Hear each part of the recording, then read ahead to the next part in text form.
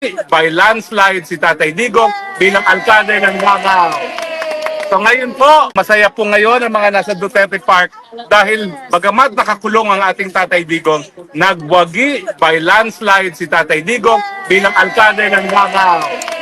So ngayon po, meron kaming celebration! Come on! Yes. Hindi lang po yan, no?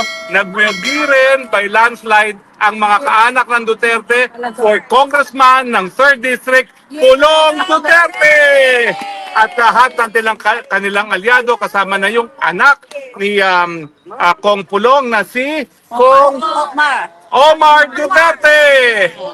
At yung kanilang loyal na kanilang kaalyado, si Congressman Ungab ay nanalo rin bilang kongresista. So palakpakan po natin ang lahat ng Duterte. Ang Davao solid Duterte pa rin. Sorry na lang yung mga nangarap na burahin ng Duterte sa Davao. At siyempre, celebration din. Dahil anong nangyari sa mga kaalyado ni Marcos? Nasaan sila ngayon? Nasa Kangkungan!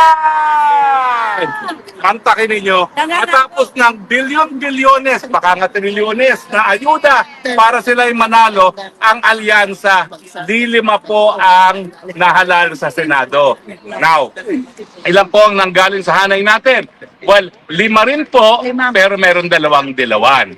Pero ang ibig sabihin nito, bagamat bilyon-bilyon ang ginamit nila pambili ng boto, hindi po sapat yan. Matalino ng Pilipino, kangkungan ka na, Bongbong Marcos.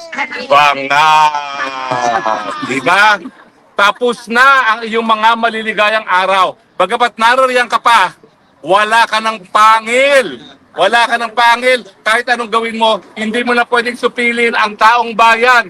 Dahil nagsalita ng taong bayan, kangkungan ang Marcos Jr.